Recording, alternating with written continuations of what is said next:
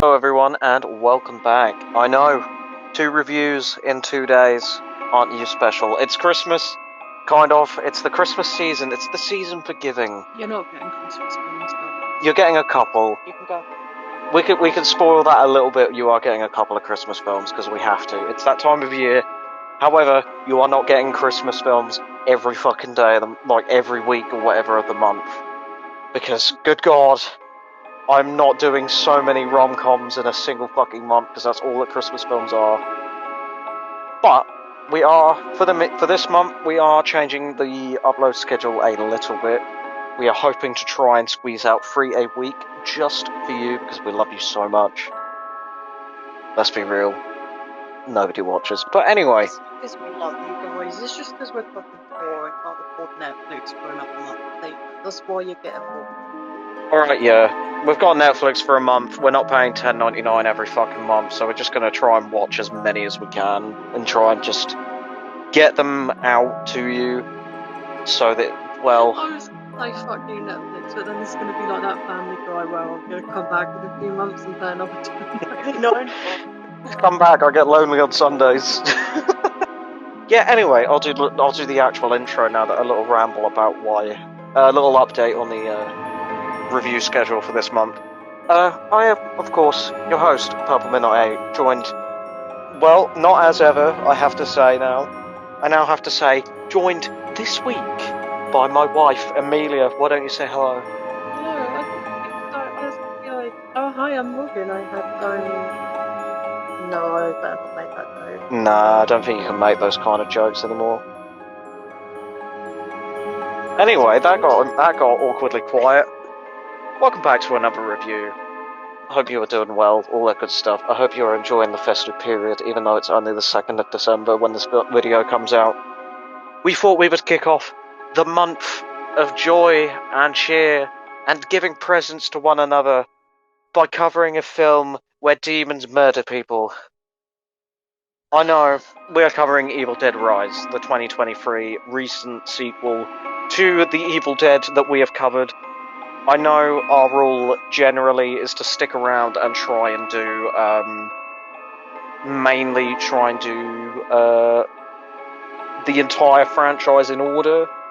However, Amelia has been wanting to do Evil Dead Rise, basically. We wanted to go watch it at the cinema when it comes out, but unfortunately... we were unable to watch it at the time due to monetary reasons, whatever. It's a pain in the arse. However, now that it's on Netflix, we decided we'd get it this month because we had a bit of extra money left over from bills and stuff.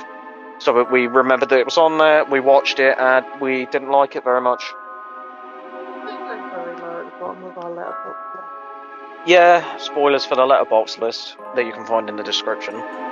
For both of us, I should say. I'm sorry, you can't class this as a horror. This isn't a horror, this is just a fucking... It's just a gore fest. It's like Saw. Like, there are some predictable jump scares. No, I mean, it's Saw along the lines of they class it as horror. It's is it gore porn? No, torture porn, kind of. Oh, Stasi's just entered the room. Torture porn? It's not actual porn, but it's where you're just watching people be tortured for, like, the thrill of it. That kind of thing. So you're watching people have sex for the thrill of it. That's porn. Torture porn. That's the term for it. That's the genuine term for it. There is a term for it, and that's it. Like Hostel. Hostel is less gory than this, kind of. Hostel. I'm not doing Hostel. I might do Hostel in the future if it gets enough people asking for it, but I'm not doing Hostel. I draw the line with Saw, Hostel. This. No, there's another one I wouldn't watch.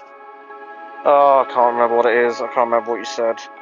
There was another one that I had on DVD and I got rid of it because of the nature of the fact that it had SA in it. Is it Creep? No, it was The Last House on the Left. Oh yeah, that film's pretty fucked. I think that might be an Eli... no, that's not an Eli Roth one. I think that's Wes Craven, possibly. I had it on DVD and then I rewatched it, and when I realised how fucked it was, when you look at the whole film in general, I was like, I'm fucking getting rid of it. which is fair. But anyway, we're not here for The Last House on the Left. We are here for Evil Dead Rise. Like mentioned, we didn't enjoy this very much. Other than like the gruesome kills and like the gore, there wasn't much else to really like write home about. It's fine, it's okay. It's just a lot of the scares are really predictable. You've got some pretty stupid character decisions, and there's no Bruce Campbell. There's no Bruce Campbell in the remake, except for like a post-credits sort of cameo. But you've got an Evil Dead film without fucking Bruce Campbell. He's your main character. Well, technically he is in it briefly, but like, come on. It's just stupid. I just didn't like it. It's just, other than gore, good kills. I think the acting was pretty, like, okay. It was serviceable. Even from the kid, I must say the kid did fine. Like, usually I hate child actors. Looking at you, Megan. Oh, Stasi's bringing a present, I believe.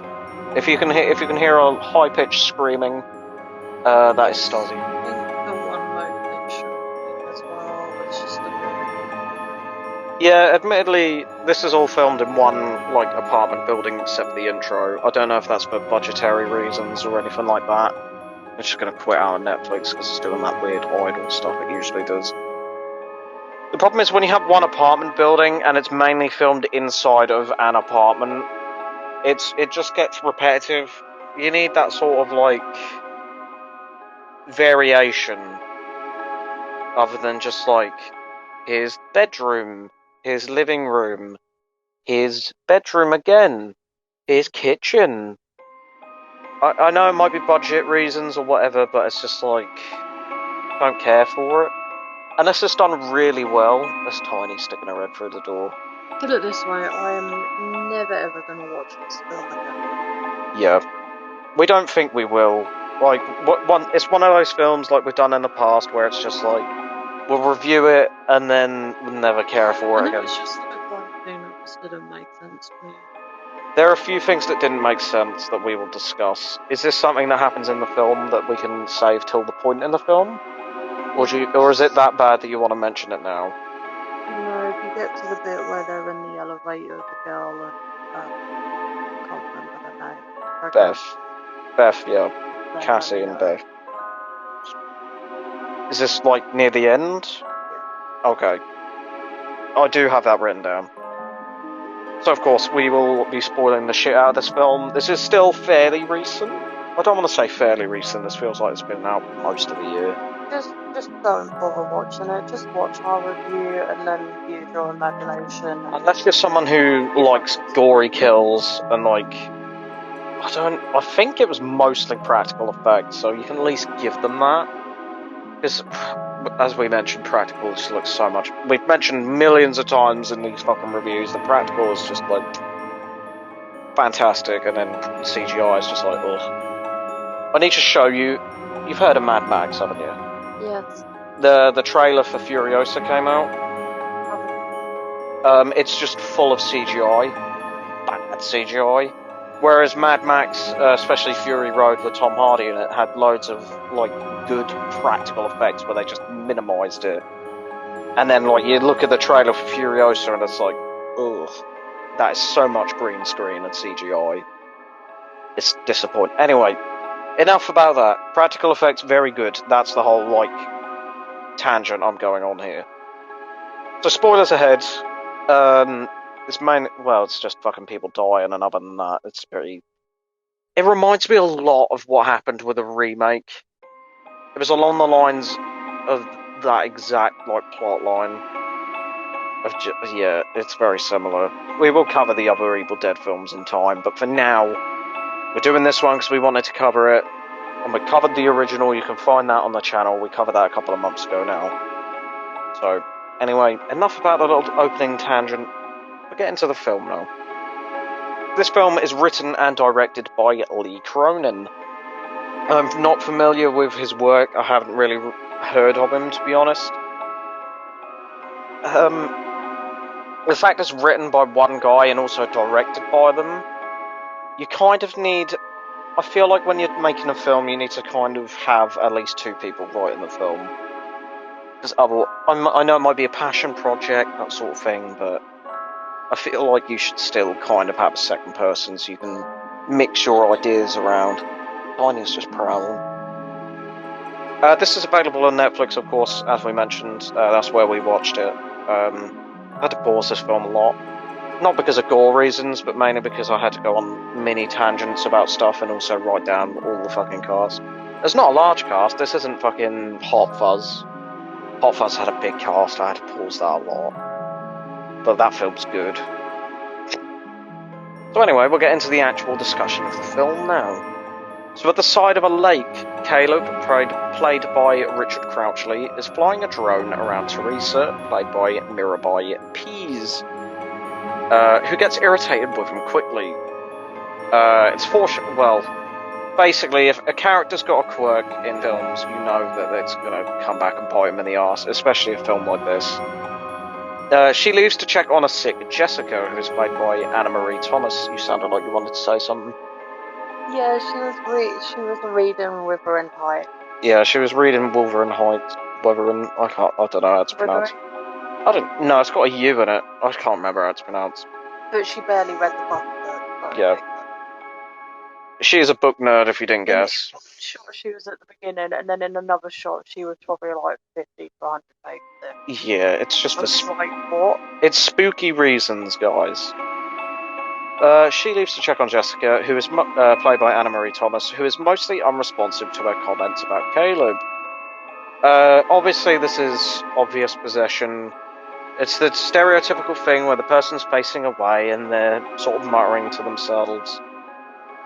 Like, it's just like, well, this person... It's like in zombie films where it's like, oh, this person's facing away from you and isn't responding. Well, they're clearly one of them. Jessica suddenly sits up, reading the words on Teresa's book without being able to physically see it. Jessica suddenly collapses to the ground and begins to convulse and have a seizure, but quickly recovers, revealing herself to be a deadite, of course. I'm not going into the details of deadites. If you want to know, either research it yourself or watch the Evil Dead review, because I think we went into detail there a bit. In order to choke Teresa briefly before tearing off her scalp. That was disgusting. And what I want to know is the pain level of an insane, how the fuck you managed to walk. Yeah, that's nasty. A wounded Teresa staggers up to Caleb, where she is followed by dead-eyed Jessica, who slashes her own face with his drone, knocking herself into the lake as well. Caleb jumps in after her, where he is decapitated by Jessica, apparently using the drone? When I was reading up on the, Cinemorgue wiki, how? Who levitates out of the water shortly after, presumably finishing Teresa off screen. Either that or she bleeds to death. She did just have her brain, exposed. One day earlier, Beth, played by Lily Sullivan, is pregnant, as we see. You completely missed her looking at a pregnancy test until late. It's like later on, she's having pains from the baby, and you're like, she's pregnant, isn't she? And I was like, did you miss the whole scene where she sat on the toilet looking at the pregnancy test? Register that bit. You didn't register the entire point of this scene existing. Oh god, that just made me laugh. Yeah, she's pregnant, which apparently you don't find out till the middle of the film, and falls ill at one of her gigs her band is playing. In an apartment, Ellie, played by Alyssa Sutherland, is a fun mother of Bridget, played by Gabrielle Eccles, Danny, played by Morgan Davies, and Cassie, played by Nell Fisher. As soon as I saw Ellie, I knew she was going to be a deadite. Because the issue with this film is they spoiled the whole reveal of her as a deadite. But unfortunately, because of how little of this film is about other stuff, it's difficult not to have deadites in the trailer without spoiling someone dying one way or another. But the fact Ellie is what we would call a deuteragonist, kind of. This is not the first time they've done this in a lot of films. Yeah, it's one of the films where the trailers give away too much. The poster, literally, in the thumbnail and in the background of this video, you can see that she's a deadite in the fucking picture. Yeah, but to be fair, we didn't know that Everyone else was going to be a deadite, essentially. Yeah, and also everyone else who dies. I didn't see that one coming, but the other... You didn't see it coming because most of the deadite transformations in the original Evil Dead occur when they are physically possessed by it. Whereas this one, you didn't fully know about open wounds causing possession from the Kandarian demon.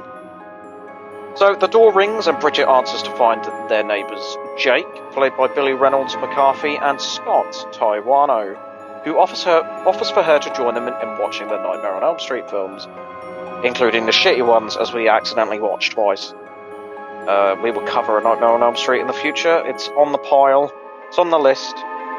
The sequels, though, I've got to find them from somewhere, including the shitty ones. Good taste, though, for Nightmare on Elm Street. The door rings again, but Ellie answers this time, finding Beth, who she karate chops in the nose for scaring her. There's a few of these where it's like the fake-out scares that, of course, is a person or like an item. It's just like, I hate films that do that. It's such a waste of time to be like, oh, it's like 20 minutes into the film and we've not really seen our antagonists except for the cold open. Oh, hope there's not nothing scary. And then it's like, oh, it's one of the other characters. I can't stand it. It's such a cheap tactic. People are going to hate us for us not liking this film.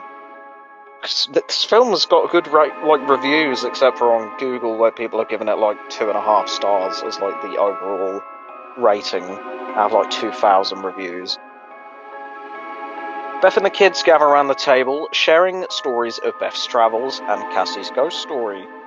Ellie sends the kids away in order to tell Beth that the kids' father has left them, which she apparently has tried to tell her multiple times. Sometime later, the kids return as the whole building begins to violently shake, supposedly due to an earthquake.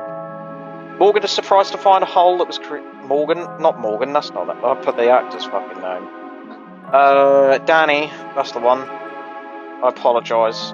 I was busy watching the film and tapping at the same time. Danny is surprised to find a hole that was created and immediately decides to go into it. Alright, buddy, if you say so. I pressed page down. Of course I did. It's a stupid idea. Like, it's a hole after an earthquake. Metal exposed. Stacy's voice present. Thank you, Stasi. We can't at the moment. And so, this is all his fault. This is his fault. He genuinely admits that this is all his fault, and yes, it is, because he recovers the Book of the Dead. So he climbs down into it, discovering the remains of the bank that the building used to be. They did say this isn't a random thing where it's just like, oh look, it's there. Searching through some somehow open deposit boxes, despite it being a bank, he finds some old phonograph recordings that he loots, because of course, before being jump-scared by a statue of Jesus. Yes, there's a statue of Jesus that jumps out at him after making some spooky noises. Looking around, he finds some crucify, I don't know, dangling from the ceiling and a broken sarcophagus containing the Book of the Dead. Now, I must say the sound design in this film at times is quite good. Like having the crucifixes like dangling and like moving around in the wind, and later on the door open sound on the car near the end. The sound design is pretty good sometimes, but other than that, it's not amazing. I think he just left the present on the chair, and now Tiny's going to investigate. She's playing with it. She's playing with it. That I chucked over there earlier, and it landed on. I think he's just taking it back out. Thank you, Stasi. Those are cats, by the way. I realise we never look at her playing with it. I realised we never specify that they're cats, except for like the first 2 reviews we did, and now it's just. Technically, they're my brother and sister. Technically, yeah. They are like children. She's chewing on a light. Tiny is the smallest, the youngest little black cat. Anyway, enough about the cats. Some of the neighbours, Gabe, played by Jaden Daniels, and Mr. Fonda, Mark Mitchinson. He owns a wood chipper, which is in the parking lot. which I immediately was like, if nobody dies to this, I'm going to be really disappointed. Step out and speak with Ellie and Beth as the kids return. Bridget and Danny fail to open the book until Danny cuts his finger on it, allowing them to open it. Bridget is skeptical of the book and gets Danny to promise to return it to where he found it, but as soon as she leaves, obviously he fucking starts reading it again. Because of course he is. It's going back to the theory that I said at some point. It's the whole, like, don't press the red button. It's like, obviously they're gonna fucking do it. While running a bath for Cassie, Beth begins to have pain from her baby. And this is the bit where you went, she's pregnant! Danny plays one of the records, which tells Danny some exposition about the book, alongside a quick little Bruce Campbell voice cameo. Of course, Ash from the originals. Who Lee Cronin apparently said in his own words, he said it's a time misplaced Ash.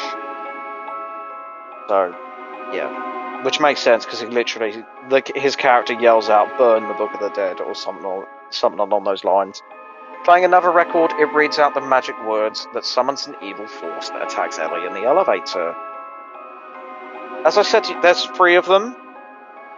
There's 3 of these records, and they're all numbered. But the priest didn't want to write the one that says, do not fucking play the other records as number 1. He wanted to put that as number 3. He's literally like, oh, I read these words on the record, and now all my friends are dead.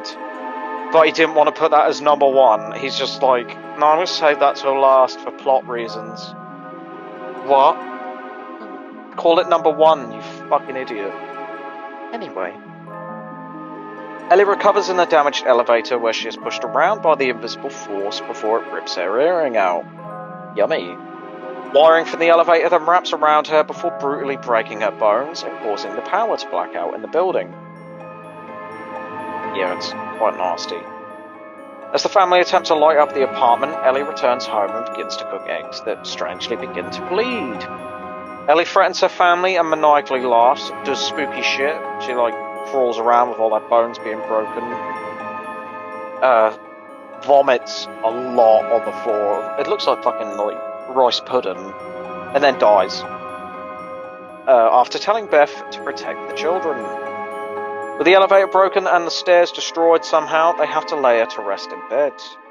Gabe and Mr. Fonda come over to pay their respects and pray for Ellie, with Fonda pointing out the damage from her elevator attack. Ellie suddenly awakes. Of course, she's now fucking dead-eyed. Who would have thought it? Gosh, it's a good thing they didn't put it on all the marketing. And the group put her in a cold bath in order to cool her off. She violently thrashes around before climbing onto the ceiling, letting out a banshee-like scream before falling in the bath again. There are a few scenes that are meant to be scary that made me laugh, and this was one of them. It's the way she just sort of flops. And there's a bit later where she puts her hand on the record as it's playing, and it starts playing out of her mouth, and it's dumb. Deadeye Ellie chases the family with a shard of glass, stabbing Beth through the hand with it before Bridget intervenes. Deadeye Ellie then attacks her using a tattoo gun to try and kill her, but only succeeding in slashing her face. Gabe enters the apartment and is quickly attacked, having one of his eyes bitten out. Yummy. Which she then spits into Jake's throat, choking him to death as Gabe collapses to the ground. Beth locks them all out and barricades the door closed as Deadeye Ellie repeatedly bashes her head against it. Looking through the peephole, she sees Deadeye Ellie chase and kill Scott outside by throwing him into a wall. May I add, this is a child. Just fucking flings this kid at a wall. As Gabe suddenly appears before having his throat torn out. Yummy. Fonda shoots Deadeye Ellie, but she soon retaliates, killing him off-screen. We do see his body later on, but it's an off-screen kill, and you know what happens to off-screen kills. What happens to off-screen kills? They don't get. They get the award, but what award do they get? Worst kill. Worst kill! Come on, off-screen deaths are no fun. Especially in a film like this where the deaths are like the best part. Bridget and Danny realise that Ellie resembles the images from the book, and the two fight before Beth breaks it up. Deadeye Ellie begins to sing, luring Cassie to the front door as Bridget begins to ooze out black blood and insects. Of course, the stupid kid is going to make a stupid choice that nearly gets people killed. Through the peephole, Deadeye Ellie notices Cassie watching her and tries to coax her into opening the door. Cassie, being a stupid child, unlocks the door enough for Ellie to reach in and choke her, but Beth and Danny successfully fight her off. This kid is fucking dumb. They're all dumb. They're all dumb. I hate children. Anyway, enough about the children. We apologise. This kid did do okay with like acting, but they just wrote her quite badly. Beth investigates a ruckus from the kitchen where she finds Bridget eating glass. Of course, Bridget is now a Deadite. Deadite Bridget then attacks her using a cheese grater. This is the scene that everyone, like all of the fucking internet journalist people spoke about. This is what everyone's heard of. It's the cheese grater, which was apparently making people sick and leaving the cinema. Absolute bullshit. Like, yeah. But they also said that about Terrifier 2, and then the horror group I'm in on Facebook was like, it wasn't that bad. And now I see it with this, it's just like, oh, it just like grates a bit of her leg off. She doesn't even bleed that much. It's like if you grazed your knee on the fucking ground if you tripped. It wasn't that bad. It's nasty to think about, but I don't think a cheese grater is sharp enough to grate someone's fucking leg. Anyway. But Danny arrives, but he flees to the bedroom where Cassie impales Deadeye Bridget through the head. By accident, using Starfiny, which is a doll's head mounted onto the end of a fucking broom handle. That kid is fucked up. That kid was fucked up before people started dying. Yeah, but it came in handy. It came in handy, because of course it was going to. Deadeye Bridget simply just yanks that fucking broom handle out of her fucking head before collapsing to the ground, seemingly dead. As I said to you, Deadites don't die as easy as being stabbed in the head. They're not a zombie. After comforting Cassie, Beth and Danny return to the bedroom where Danny has tied Bridget's corpse up as a precaution. God, that worked out well. Glad he wasted his time. Danny and Beth use his turntable in order to listen to the final vinyl, hearing that the priest failed to exorcise the demons, which then proceeded to possess his allies. That priest just had to chop those people up. Danny and Cassie overhear Deadeye Ellie enter the vents after hearing Fonda's cat inside.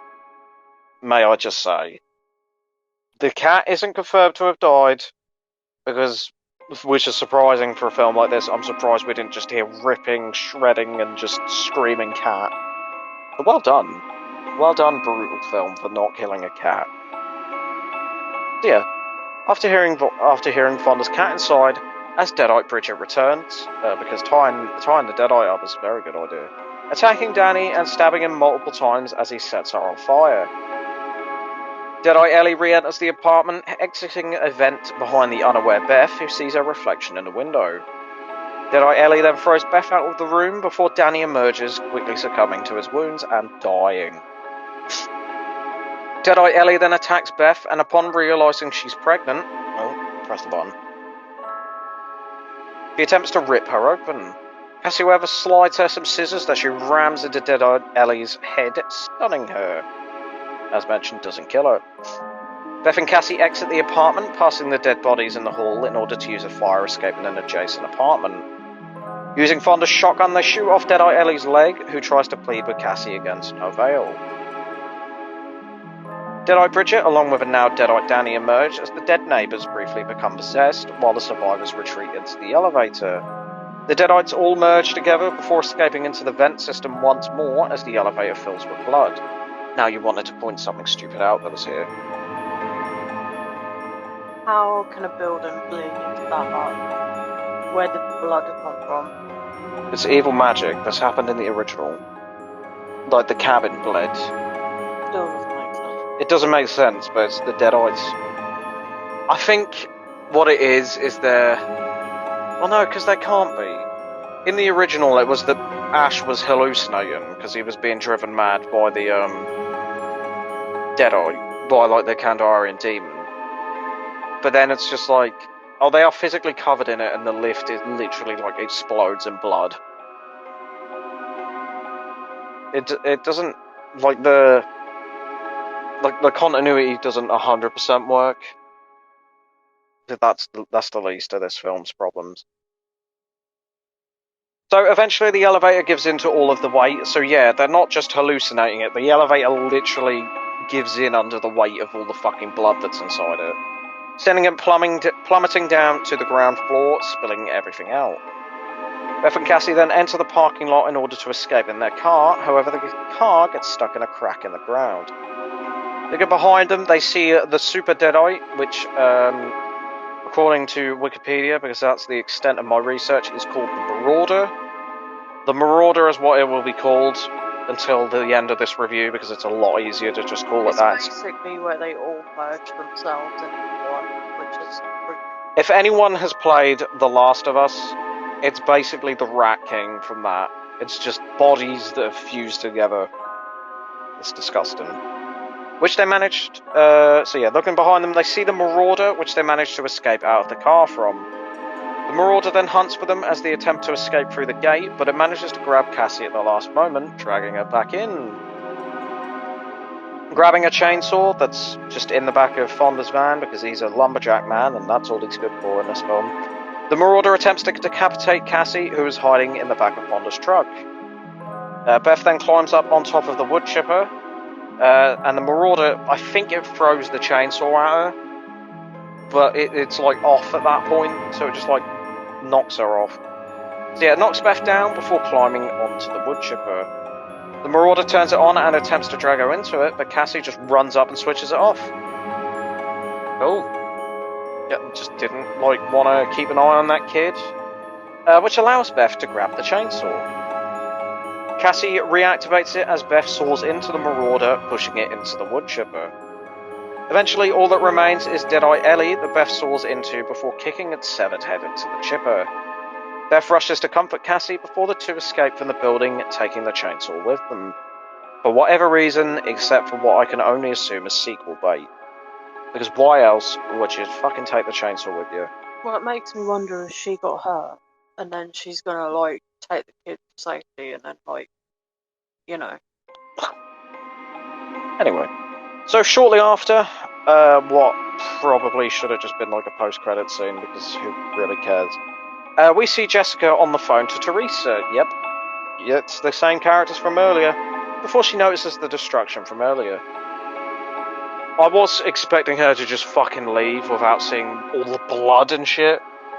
Or I even would have preferred it if it was just like, oh, it's just magically disappeared. I couldn't have cared either way, I probably would have been more pissed. So that also backs up the fact that all this blood and carnage has not been a hallucination, like it is in the... kind of is. Of course, Jessica is quickly attacked and possessed by the invisible force, bringing the film full circle, and thankfully to an end. So, before we get into butchering this film a little bit more, best kill, worst kill. Worst kill can by far go to Mr. Fonda. As mentioned, it's an off-screen kill. And now the best kill, there's enough to choose from. I'm gonna say when they're all getting, like, pushed in the... It's gotta be the wood chipper, innit? Yeah. It's the wood chipper, it's the Marauder. Like, come on, it's the big bad. The other two tried so hard. Wood chipper was the only stop much. Yeah. The wood chipper, as mentioned to you when we were watching it, is the only... well, other than the Kandarian dagger, it's the only way to definitively kill a Deadeye is just to absolutely shred it. Because there is no easy way of killing him. So, before we wrap up and finish the video, babe, is there any extra little thoughts you wanted to give off before? That big sigh can honestly be enough if you want. Because that picked it up, you going... I don't know, it was just... it wasn't scary and that, like I say, it was predictable and all. Everyone made such a fuss of it when it first came out, and I just feel like it was just... It was like, just overhyped. Like, it wasn't the worst thing I've ever seen, but all of the, like, quote-unquote creepy bits were used in the trailers. Like, obviously Ellie being a fucking Deadeye. Just based in one place. The one place can work, but this didn't feel like it needed... I mean, I know Evil Dead, the original, like, is done in a cabin, but that was because they had about 200 grand to work with. I'm sorry, pretty sure Triangle didn't have the biggest budget. Triangle wasn't massive. It still had at least more than one location. Yeah, there was a bit more, and this is like a big AAA fucking, not AAA, big budget film. This is one of the blockbuster sort of films, and it's just like, oh, we're just gonna keep it in an apartment building, lol. Ugh. I know they might have been trying to do it like the original, whereas like, it's in one location, so it's more suspenseful. Then it can never be the original. No. Like, no matter how much you want to try it, they brought out another Simpsons game. Now this is the question. Now, after years later, it would never be the original. Yeah, but they made two. They made Hit and Run, and they also made the Simpsons game. They're both really good. I only played Hit and Run. You only played Hit and Run, yeah. That was like mint, but that doesn't matter. I forgot to check on your list, but did you put this higher or lower than the original Evil Dead? I think the original Evil Dead is a little bit higher.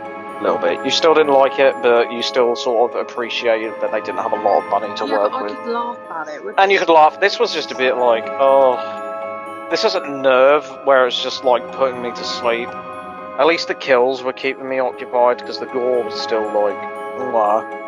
But other than that, I was just like, oh, it's still going. But anyway, this film was fine. It was just less than like fine, I would say. It had few redeeming qualities, but it's just like,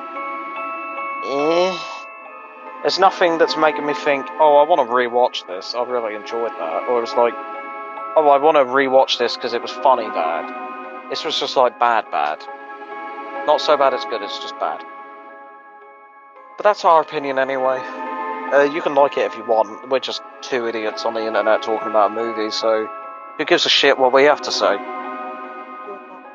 Yeah, it's my turn next. I don't think me and Morgan have got a film in the pipeline just yet. But with the planning of like 3 a week, we'll probably try and squeeze another one out. I mean, if you've seen the other ones, you can probably guess which one it's going to be. I think we're going to wrap up with that and then move on to something else. It's funny because we've almost done a series of films before we finished one. Like, I think the closest we've got is probably fucking like Scream or something. Because we're always like, no, we're just fine, we'll get it sorted. Oh no, we did Scary Movie. We're missing one Scary Movie that we have to hunt down from somewhere. Do you like Scary Movie 5? That's a really stupid thing. Yeah, I'm not looking forward to it either way, whenever we track down a copy of it. But that is a review for another day. Thank you ever so much for listening. I, as always, have been your host, Purple Midnight 8, joined once more, I nearly said as ever, joined once more by the illustrious, the magnificent Amelia. Oh, he's trying to get us up running for you. AKA the Obsidian Nook, Pale ASMR. You can find her link along with all of mine and Morgan's in the link tree in the description below. And in the meantime, we will see you in the next one. Bye bye now.